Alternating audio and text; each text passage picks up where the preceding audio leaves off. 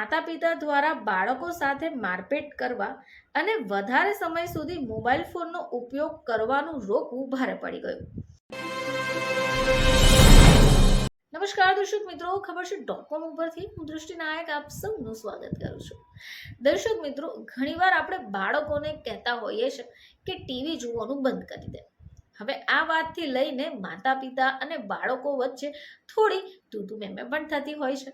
પરંતુ ઘણીવાર એવું થાય છે કે આ કિસ્સો આગળ વધી જાય છે અને આપણને ચોંકાવી દે છે. તો મધ્યપ્રદેશનો આ કિસ્સો આવો જ કંઈક છે. ચલો જાણીએ કે આ કિસ્સામાં છે શું. તો ઇન્દોરમાં માતા પિતા દ્વારા બાળકો સાથે મારપીટ કરવા અને વધારે સમય સુધી મોબાઈલ ફોનનો ઉપયોગ કરવાનું રોકવું ભારે પડી ગયું. હવે આ એક એવો ચોંકાવનારો અને વિચાર પર મજબૂર કરી નાખે એવો કિસ્સો છે. તો માતા પિતાએ બાળકોને ટીવી જોવા અને મોબાઈલ ફોનનો ઉપયોગ કરતા અટકાવ્યા. હવે આનાથી શું થયું કે ઇન્દોરના ચંદનનગર વિસ્તારમાં બે બાળકો એટલા નારાજ થઈ ગયા કે તેઓ પોલીસ સ્ટેશન પહોંચી ગયા.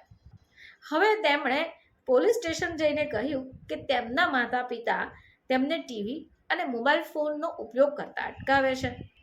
હવે આ જે કિસ્સો છે તે 25 ઓક્ટોબર 2021નો છે.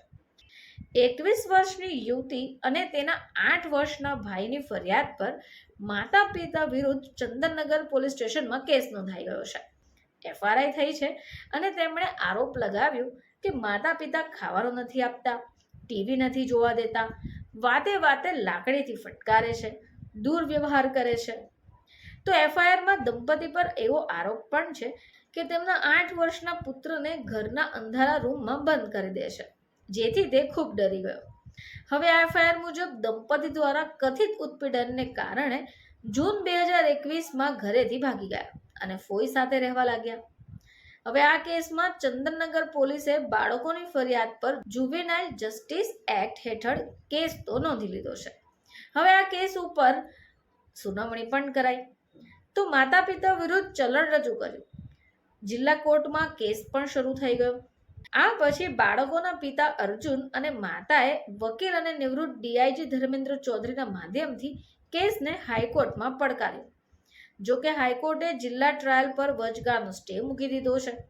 તો બાળકોના માતા પિતાએ હાઈકોર્ટમાં જણાવ્યું કે મોબાઈલ ટીવીના વ્યસનથી દરેક ઘર તો પરેશાન છે. ઠપકો આપવો એ સામાન્ય બાબત પણ છે. પરંતુ પોલીસે માત્ર એફઆઈઆર જ નહીં નોંધી, પરંતુ નીચલી કોર્ટમાં ચલણ પણ રજૂ કરી દીધું. હવે આ મામલે પોલીસ દ્વારા કલમ 342, 294, 323 હેઠળ કેસ પણ નોંધી દીધો છે. જોકે બાળકોને સમજાવી કેસ ખતમ કરવાનો પ્રયાસ પણ કરાયો. હવે હાઈકોર્ટે મામલાની સુનાવણી પછી જિલ્લા કોર્ટમાં માતા પિતા વિરુદ્ધ શરૂ થયેલી ટ્રાયલ પર વચગાળાનો સ્ટે લગાવી દીધો છે. જોકે આ પહેલો એવો કિસ્સો છે જેમાં પરિવારના સભ્યોએ પરિવારના અન્ય સભ્યો સાથે મળીને મામલો ઉકેલવો જોઈએ અને બાળકોને પણ સલાહ આપવી જોઈએ. ફરીથી તમારી સમક્ષ હાજર થઈશું. ત્યાં સુધી જોતા રહેજો ખબર છે .com.